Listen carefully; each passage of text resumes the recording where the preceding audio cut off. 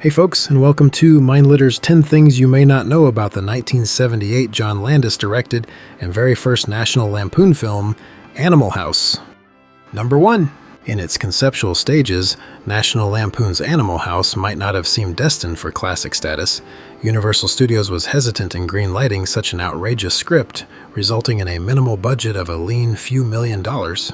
No one expected it to become the colossal box office hit it became, ultimately raking in well over $100 million and securing its place as one of the most successful comedies of its era. Director John Landis wasn't even the project's first choice, and he certainly didn't come with a polished Hollywood resume at the time, but his knack for subversive humor and tight comedic pacing proved crucial in taking this risky script to the next level.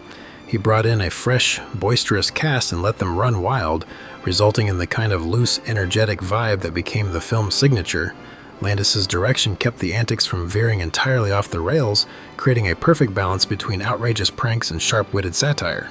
At the core of the story were co-writer Chris Miller's own experiences at Dartmouth College, specifically his memorable time in the Alpha Delta fraternity. Much of the storyline drew from real fraternity life, although heavily exaggerated for comedic effect.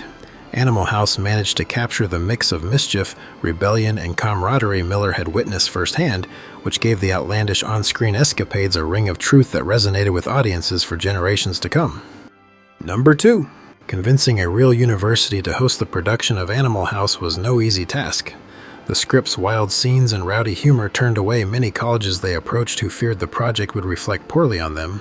Skeptical administrators wanted no part of such shenanigans, until the University of Oregon unexpectedly agreed to open its doors to them, allegedly because its president never actually finished reading the quite controversial script. Once the production team secured the University of Oregon, the film's distinct campus look and laid-back atmosphere became part of its charm. Students and faculty sometimes watched curiously as John Belushi and the rest of the cast performed pranks on the school grounds. From fraternity houses to the cafeteria, almost every major interior and exterior college scene was captured on Oregon's campus. Though set in a fictional New England college town, Animal House was filmed almost entirely in Oregon.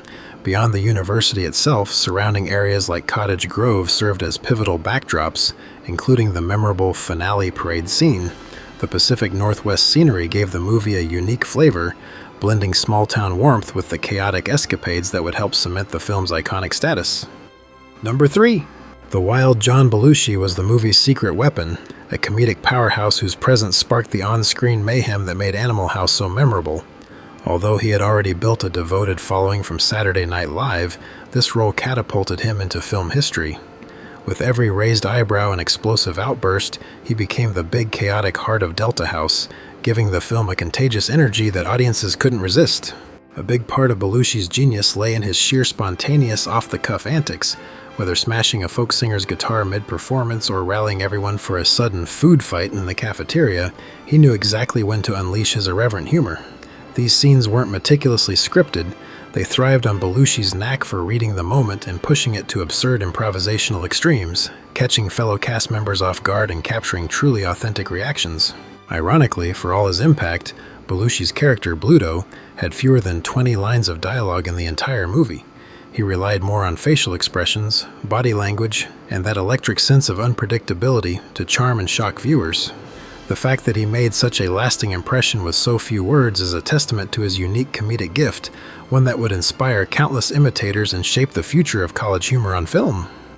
Number 4. It's surprising to learn that a movie as iconic as Animal House was filmed in only roughly a month. Given the film's enduring popularity and huge cultural impact, one might assume it was a long, drawn-out production. However, the budget constraints and the general skepticism from the studio kept the shooting schedule tight and efficient, forcing the entire cast and crew to cram a whirlwind of zaniness into a very short time frame. This condensed schedule had its perks, though, particularly for a comedy that thrives on energy and spontaneity. Since the actors didn't have much time to overthink their scenes, so much of the humor came from genuine reactions and spur-of-the-moment choices. Everyone from Belushi to the lesser-known cast members found themselves feeding off one another's frantic enthusiasm, forging an unpredictable dynamic that was perfect for the film's chaotic style. Had the production dragged on for months, the young cast's comedic spark most likely would have fizzled out, but the pressure cooker environment kept them on their toes. That sense of urgency can still be felt in every wild frat house party and spirited cafeteria brawl, From start to finish, the film's short, intense shoot created a comedic chemistry that continues to resonate with audiences decades later. Number 5. Building the beastly Deathmobile car was both a labor of love and a chance for the production team to go all in on Animal House's chaotic spirit. They started with a 1964 Lincoln Continental, a hefty, grand-looking sedan that could handle such a wild transformation. With its long frame and sturdy chassis, the Continental provided the perfect canvas for the Delta brothers' outlandish dream machine. Once they gutted the interior and gave it a menacing new exterior that literally added hundreds of pounds to the car, it was barely recognizable as a classic Lincoln. From there, a local shop helped transform this once luxurious automobile into a makeshift tank. They decked it out with a hefty turret top, aggressive sharp-angle bodywork add-ons, and dramatic paintwork, resulting in a look every bit as intimidating as its name implied. The Deathmobile lettering and the looming facade were all part of the prime objective, which was to wreck the preppy parade in the film's hilarious finale. Every weld, rivet, and brushstroke served the comedic mission of going completely over the top. The Deathmobile's big breakout moment arrives in the final parade sequence, where it smashes through floats and sends onlookers scattering. This scene, and the remarkable vehicle itself, symbolize the Delta House's irreverent triumph. It crystallizes the film's message of turning tradition on its head and having a blast doing so. In that unforgettable crescendo of metal and mayhem, the Deathmobile rolled into movie history, capturing the spirit of Animal House in one wild and crazy charge of anarchy. Number 6. Long before they were household names, Kevin Bacon and Karen Allen both made their feature film debuts in National Lampoon's Animal House.